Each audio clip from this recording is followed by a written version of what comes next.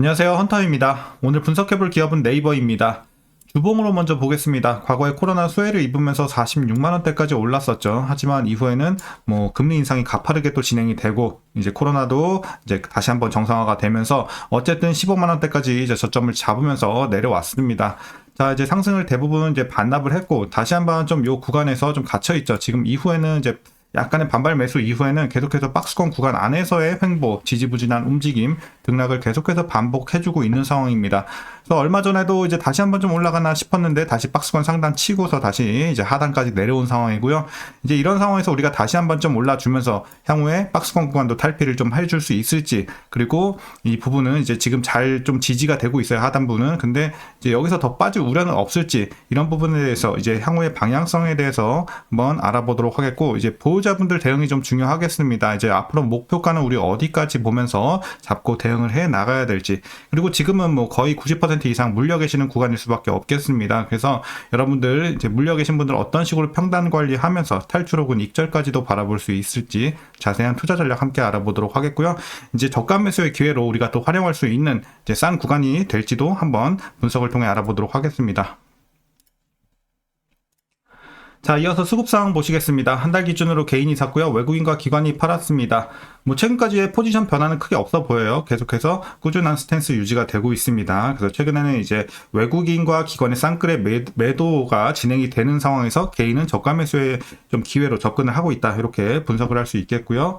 이어서 이제 공매도 관련해서는 6월까지 금지가 됐기 때문에 분석은 스킵하도록 하겠습니다.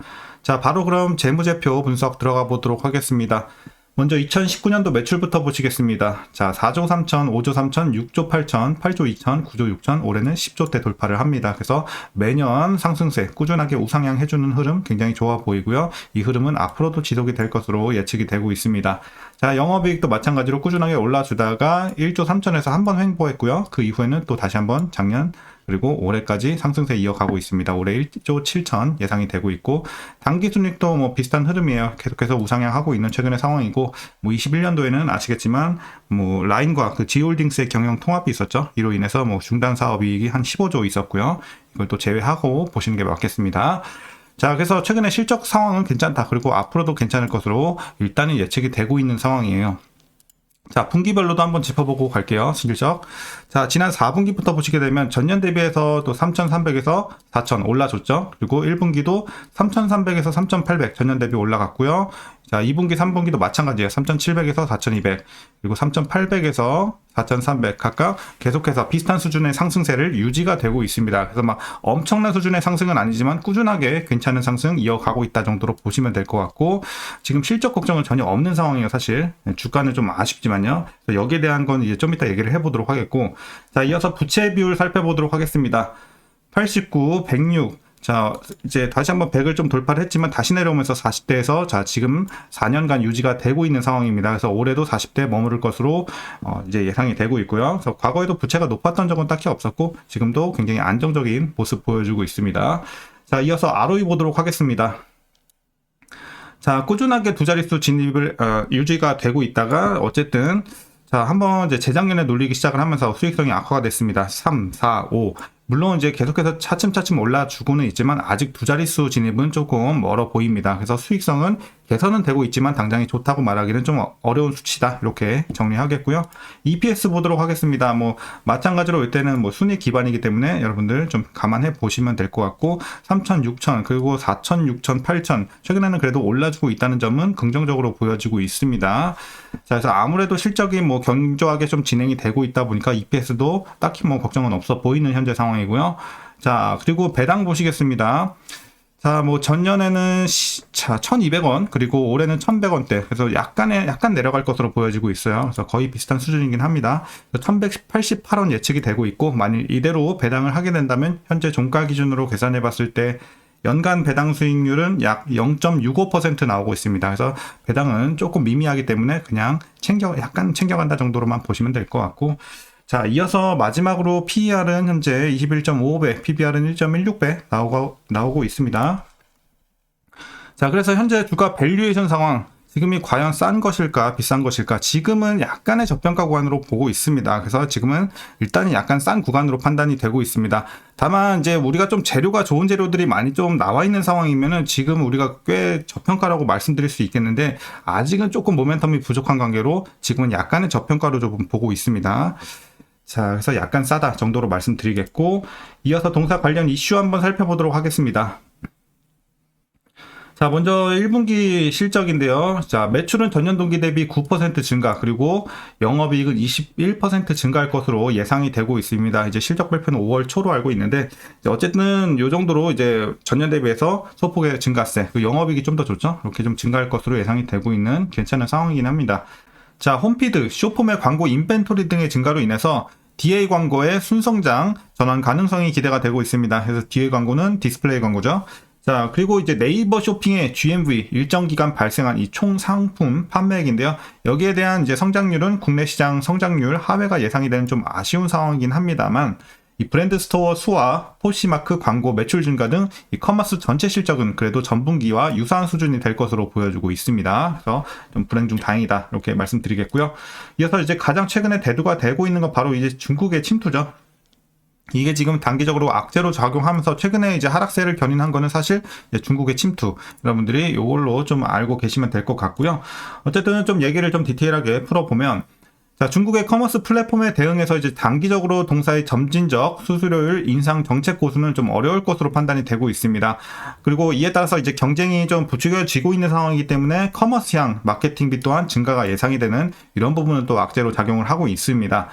자, 그리고 이제 중국 커머스 플랫폼들의 공격적인 국내 사업 확장 행보 가운데 단기적으로는 네이버를 포함해서 이제 국내 이커머스 시장 플랫폼 전체에 좀 영향을 줄 수 있을 것으로 보여지고 있습니다. 그래서 뭐 이게 다만 네이버의 문제만은 아니고 국내의 모든 이커머스 시장에 좀 악재로 작용을 할 것으로 보여지고 있습니다. 결국에는 n분의 1이 되기 때문이죠. 자, 그리고 이제 다만 플랫폼은 유저의 확보보다 락인이 중요한 만큼, 자, 락인 효과 우리 알죠? 이 한번 어떤 플랫폼을 사용하게 되면 계속해서 거기서 떠나지 않는, 계속해서 사용하게 되는 이런 효과를 좀 말합니다. 그래서 우리 다들 그렇잖아요. 뭐 네이버 쇼핑 하시는 분들은 그것만 하시지, 뭐 쿠팡 갔다가 뭐 다른 거 했다가 막 이렇게는 잘 안 하거든요. 한 곳에 이제 좀 머무르는 습관이 있는데, 어쨌든 이런 것들이 중요한 만큼 이 중국 커머스 플랫폼의 공격적인 행보가 장기간 지속될지는 좀 의문이다. 지켜볼 필요가 있겠다라고 보여지고 있습니다. 자, 실제로 알리익스프레스의 판매 수수료 면제 프로모션은 이제 6월 또 종료가 될 예정으로 파악이 되고 있으니까 이런 부분도 참고를 해 보시면 될 것 같고요. 자, 그리고 최근 광고 이커머스 업황의 이 성장 둔화에도 동사의 10% 이상 이 꾸준한 이익 성장성을 고려해 봤을 때 현재 주가 수준은 우려가 좀 과하게 좀 반영이 된 게 아닌가. 투심이 지금 조금 많이 좀 이런 우리가 실질적으로 피해 받는 거에 비해서 오히려 좀 너무 과도하다 이렇게 좀 판단이 되고 있습니다. 그래서 심리적인 부분이 좀 크게 작용을 했고, 자, 이제 마지막은 AI 관련 내용을 좀 말씀드리겠습니다. 자, 하이퍼클로버 X는 올해 멀티모달로의 확장과 후에 모바일 적용이 계획이 되어 있습니다. 그래서 본격적인 서비스를 통해 생성형 AI 경쟁력 증명이 좀 필요한 시점으로 파악이 되고 있습니다. 이 벤치마크 점수 비교로 객관적인 우위를 확인할 수 있을지는 모르나 실제 사용자는 좀 주관적인데요. 이 생성형 AI를 도입한 서비스로 사용자 경험 향상을 달성한다면 생성형 AI 기술을 활용한 광고 고도화, 그리고 서비스 전반 소버린 AI의 해외 수출에 대한 눈높이가 자연스럽게 또 올라갈 전망이기 때문에 이제 AI 관련해서도 아직은 좀 증명이 필요하지만 좀 지켜볼 필요가 있겠다 이렇게 말씀드리겠습니다. 자, 최근 이슈 여기까지 말씀드리도록 하겠고, 이제 여러분들 마지막으로 투자 전략 설명드리면서 영상은 마치도록 하겠습니다. 자, 먼저 신규 진입 관점에서는 긍정적으로 보고 있습니다. 일단 가격 자체 나쁘지 않아요. 지금은 이제 더 이상 뭐 크게 빠질 것으로 보고는 있지 않고 어느 정도 여기서 계속 지지를 해주고 있는 만큼 이제 박스권 하단부는 그래도 잘 지켜줄 것으로 보고 있습니다. 그래서 오히려 이제 중장기적으로 봤을 때는 지금은 또 기회의 가격이 될 수가 있겠습니다.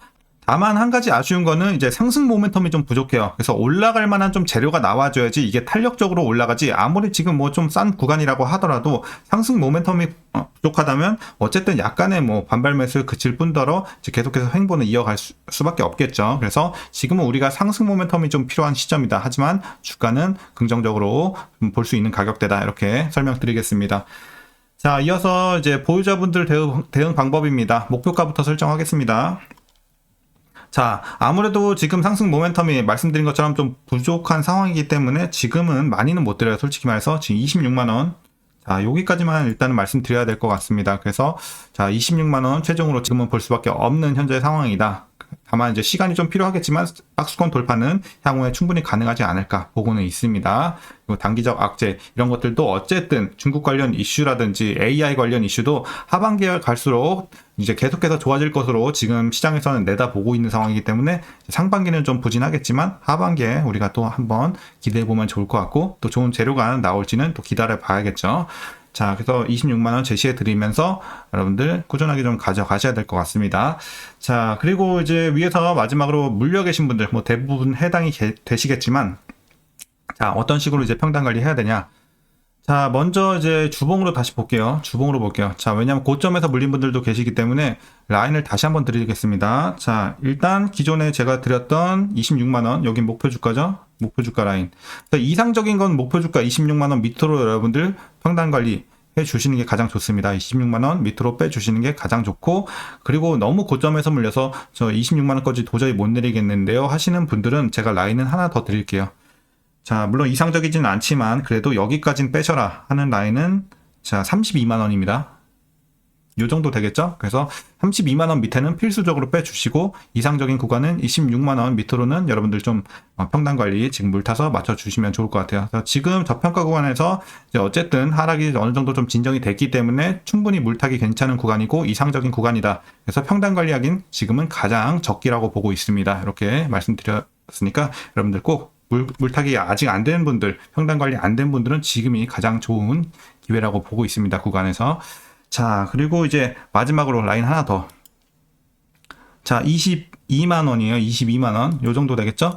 자, 22만원 밑에 계신 분들, 평단이 22만원 밑에 있다. 물 타지 마시고 그냥 보유만 하세요. 괜히 비중만 커지고 평단 이동 얼마 되지도 않으니까 이런 데서는 물 타는 거 아니에요. 계속 보유만 해 나가시길 바라겠습니다. 그래서 좀 중장기적으로 대응하셔야겠다. 오늘 이렇게 정리하겠고, 그래도 하반기 가면서는 어쨌든 지금에 좀 나와 있는 불확실성과 악재들은 해소가 될 전망이고, 지금 실적 자체는 우리가 크게 걱정할 건 없는 상황이기 때문에 지금 단기적으로 중국 관련해서 투심이 좀 크게 작용을 한 거, 이런 것들로 인해서 오히려 지금은 뭐 신규 진입이라든지 물 타야 되는 분들은 물 타야 되는 기회로 좀 보자. 그래서 지금 뭐 마음은 안 좋겠지만 신규 진입 관점이나 물타기 좋은 기회가 왔다, 이렇게 좀 말씀드리도록 하겠습니다. 네이버 우리 좋은 뉴스 또 향후에 나오길 기대해 보도록 하겠습니다. 자, 오늘 전략 여기까지 말씀드리도록 하겠습니다. 오늘 영상도 유익하셨다면 구독과 좋아요 한 번씩 부탁드리도록 하겠고요. 자, 주주분들 어쨌든 힘내시고 이번 주 이제 다음 주죠. 다음 주 장도 화이팅 하시길 바라겠습니다. 자, 그럼 오늘도 시청해 주셔서 감사합니다.